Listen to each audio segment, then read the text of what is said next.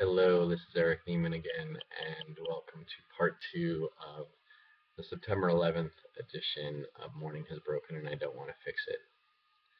Yeah, I was starting to talk about like the opportunity we have to die for what we believe in, um, and not necessarily by going to war and by lifting an arm, a weapon, uh, in retaliation.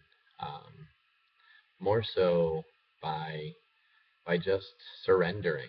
And so maybe instead of dying, I mean surrender. Like just fully experiencing the opportunity of what it means to surrender to what's inside. And um, and in a way, that's what I believe September 11th gave me.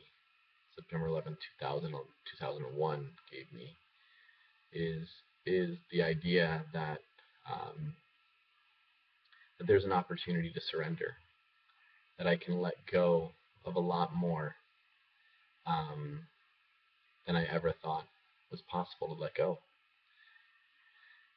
And I'm humbly here saying that it probably took a good 8 or 9 more years to to see some more lasting effects of that letting go. Um,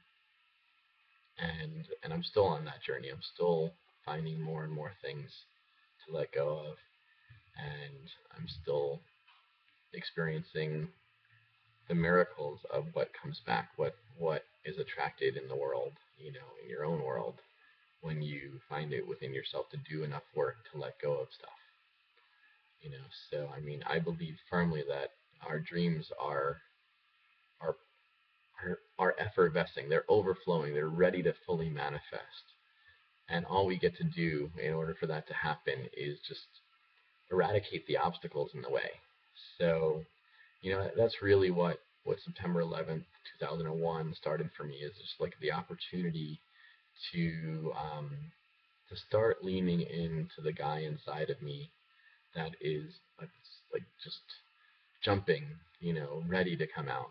And yeah, I mean, there were things that were released right away.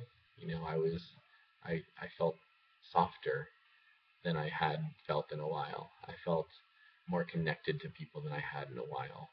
Um, I felt like I had the ability to be a better father than than I was at the time, and I still want to get better at that every day. And by better, I just mean more present. So I mean, I guess you know, not that I always. Well, I mean, you know, I'm not gonna I'm not gonna deny who I am. I'm pretty optimistic, and it's not in a Pollyanna way. It's just I believe that it's important to find the lesson in everything that makes things worthwhile, that makes all the pain that we experience part of the contrasts that we get to experience. So, you know, in a way, sometimes the deeper the pain we get to experience, the deeper the joy that's waiting for us on the other side. And I fully believe that, and that's what really helps drive who I am now. I mean, right now I experience more sustained joy and bliss and love and and just like awesome pure emotions than I've ever experienced before in my whole entire life. And that's saying a lot because I experienced a lot of joy along the way. Um, and right now I'm declaring myself worthy of joy, declaring myself worthy of bliss. And September 11th is actually a reminder of that. That you know, if if you lived through that day, there was a reason you lived through that day, and there's a reason to celebrate that day. There is still sadness for those who didn't live through that day, um, and in some way, knowing that it was meant to be, knowing that everything happens for a reason, um, perhaps that can ease ease the pain. I think what also eases the pain is that not many of us experience that pain alone. And I really think that that's truly, I keep on coming back to this, the difference between pain and suffering is I believe people who suffer think that they're alone in it. Um, when September 11th happened, no one was alone. Like everyone was experiencing it, whether we had a friend we lost in the towers, a friend we lost on the plane. Um, we all had a story. I remember a story of people who woke up late and actually missed the plane that wound up landing in one of the towers. Um, and what a blessing that was. How guided was that alarm clock that didn't go off. You know, everything happens for a reason. And so some of those stories started appearing. People who went home for lunch instead of eating lunch in the tower, that day. Um, or went home, I guess it was didn't didn't go home for lunch, but they stayed home. They worked from home, you know, um, and that prevented a different outcome.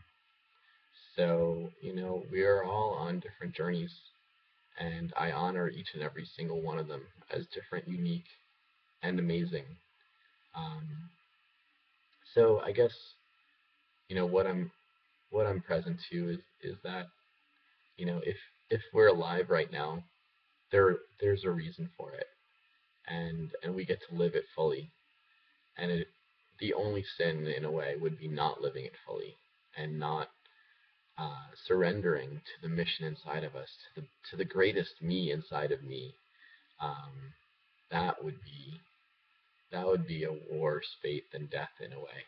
You know, I find myself in this lifetime right now not afraid of death. I'm afraid of living my life without living into my purpose, and that's like hearing those words. That's really my only fear right now, is that I now know that my purpose is why I'm here, and my only fear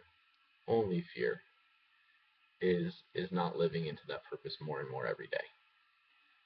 So with that, I love you all. I'm ecstatic that I get to live um, into my purpose, and that I've chosen, to take the inspiration that was available from September 11th, 2001, and carry that forward into a life of daily purpose and service and caring and softening. Um, so in a way, that's sort of how I win. You know, how I know my purpose wins is that if I'm alive today, by golly, I'm going to live into that life, and I'm going to experience the purpose, and I'm going to allow that purpose to be shared with the rest of this planet. And that's all there is to it. So I love you all. I am in some kind of reverence and sadness for this day, because it does conjure up some really, you know, intense pain. And also the duality and the contrast of the joy that's available, um, as we use that inspiration to live a life of purpose, and to know that, each day could be our last, and tomorrow is promised to no one. So let's live today. So again, I love you. I'll talk to you tomorrow.